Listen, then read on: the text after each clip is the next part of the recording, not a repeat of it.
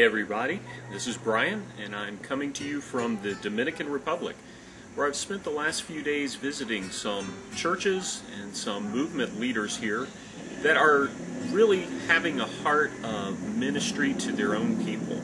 It's exciting to see people here who really want to build the Lord's kingdom, establishing and multiplying healthy churches in the Dominican Republic. It's been an exciting time, and I wanted to just give you a quick update on what's going on here. First of all, I'd like you to pray for Francisco. Francisco lives in San Francisco de Macorís, and that is a city in the Dominican Republic. About 150,000 people. Francisco is married. His wife is a gynecologist, and he is actually trained as a lawyer. But he is spending half his day teaching in a local school and encouraging youth to consider the gospel. The other half of his day he spends on a daily television show, and it is called Respuestas Exactos, which means exact answers. Not really the title he wanted, but what it is a neat opportunity for Francisco, his wife Dilenia, and another friend to share what the Bible has to say on the various topics. It's really encouraged a number of questions, people calling in and asking, well, what does the Bible say about this? Francisco really has a heart for the Lord. He has a heart for the truth of the gospel and of the Bible.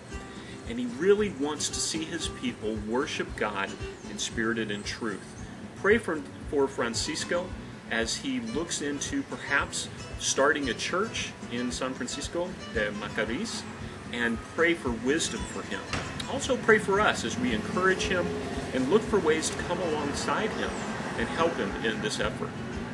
Right now I'm speaking to you from a town called Jarabacoa. It's up in the hills. I'm at about 1,500 feet elevation, and there's a church here, Nueva Vida, that the Evangelical Free Church has had a relationship with in the past. But the past couple of years there hasn't been a lot of interaction.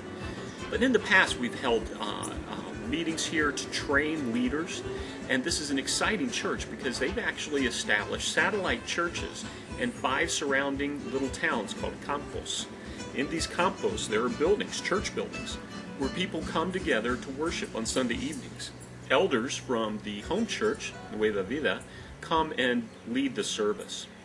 What their biggest need, though, is to have leaders from within these campos raise up, be trained, and lead their own churches. Pray for Nueva Vida, the leadership, as they begin to disciple leaders within their own congregation, and look for leaders in these campos. Pray that God will raise up leaders to lead these small churches. They have a heart to multiply churches. They really want to do this in a way that's led by God and empowered by His Spirit. I'm on my way back home today in Costa Rica. We'll be home for a little bit longer, and then we'll be headed to Peru and then Honduras.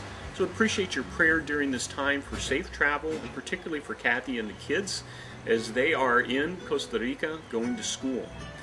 Pray especially for Kathy as she's learning the language. Unfortunately, I'm not able to go to the language school, so I'm having to learn it in a variety of ways, one of which is with a Spanish tutor when I'm in town. The kids are all at Sojourn Academy, and they're really enjoying it, have made some great new friends, and they have a tremendous youth group. Wonderful program. We really enjoy where we are. Another thing that you could pray for is housing. We, as you may know, were able to come to a furnished house with a car, with internet, with telephone, all of it ready to go when we walked in. But by January, we need to be in another home. We need to get furniture, we need to get a car, and we need to get internet and telephone hooked up. There's a lot to be done before then. First of all, we need to find the house. So pray that God will bring that in the appropriate time and will give us wisdom in choosing that.